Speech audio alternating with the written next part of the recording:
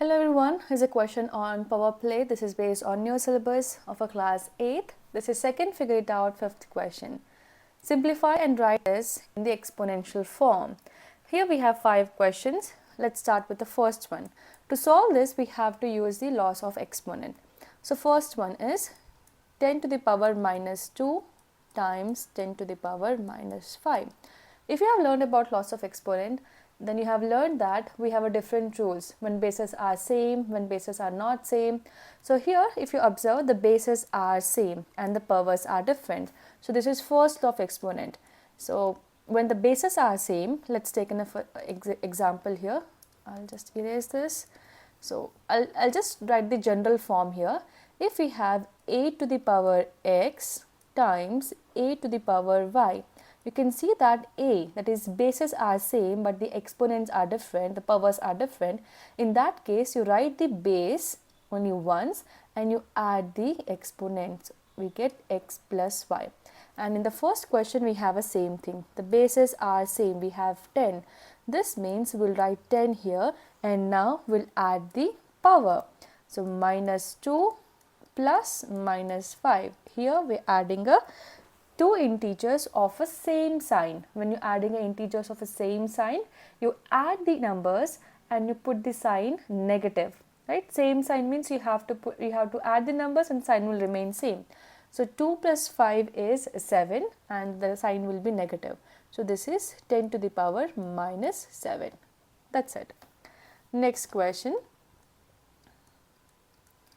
We have 5 to the power 7 divided by 5 to the power 4.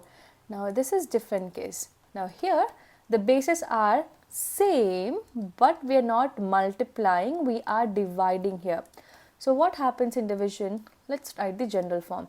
If we have a to the power x divided by a to the power y and we are dividing here, then you write the base same and in division it is subtraction. You have to subtract the power.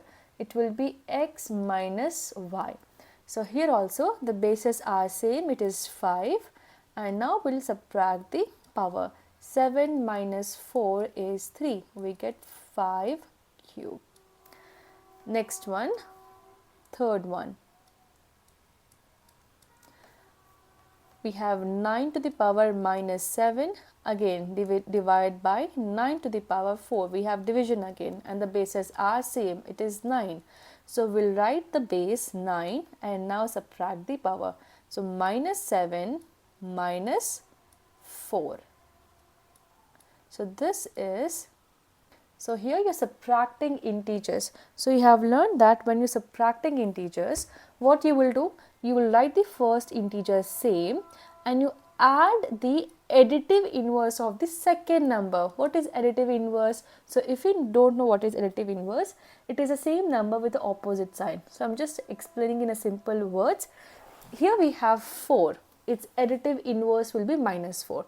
And here in place of subtraction, we'll put addition and we'll write the additive inverse of second number. So it is 4, you write the minus 4. It's opposite sign, minus 4. Now see what you have, you're adding integers of same sign. They both are negative, right? So when you're adding integers of same sign, you have to add the numbers and put the sign. So 7 plus 4 is 11. We get 9 to the power 11 and the sign will same. Both have a negative sign, so you put minus sign. So it is minus 11. Next one, fourth one. We have 13 to the power minus 2 and again we have minus 3. Now this is another law. Whenever you have a power over power, where there are two powers like a to the power x and to the power y, in that case the powers will get multiplied. The base will remain same and you will multiply the powers. In this case also we have to multiply the powers. So 13 will remain same and now you multiply minus 2 and minus 3. So 2 times 3 is 6. So 13 to the power 6. And what about the sign? When you are multiplying integers and negative signs are even number of time. How many negative signs we have here? 2.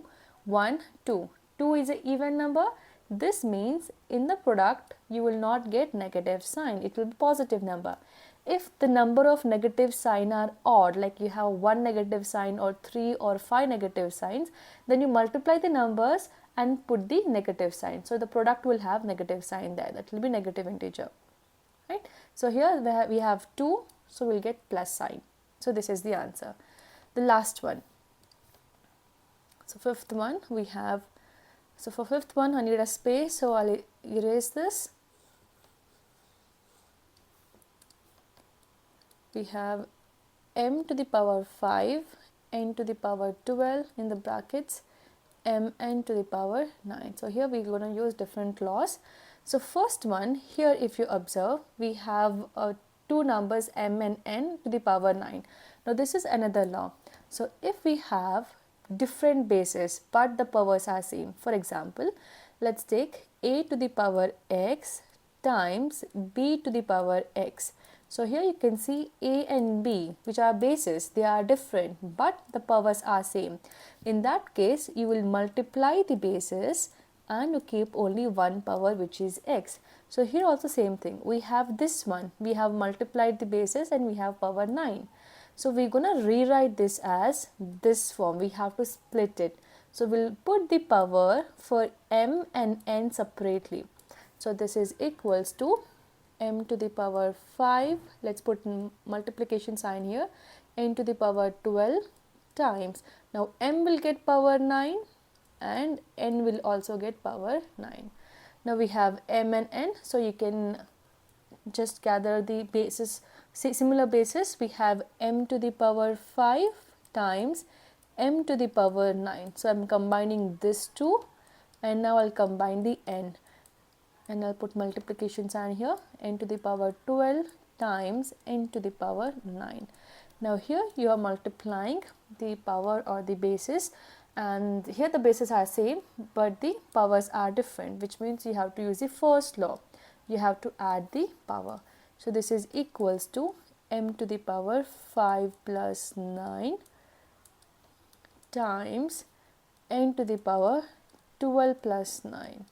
So this is equals to m to the power 9 plus 5 is 14 and times n to the power 12 plus 9 is 21. That's it. So this is your answer. With this, we're done with this question. I hope it is clear. If you have further question on this chapter or any other topic, you can drop a comment. I'll try to make a video on it. Thank you so much for watching.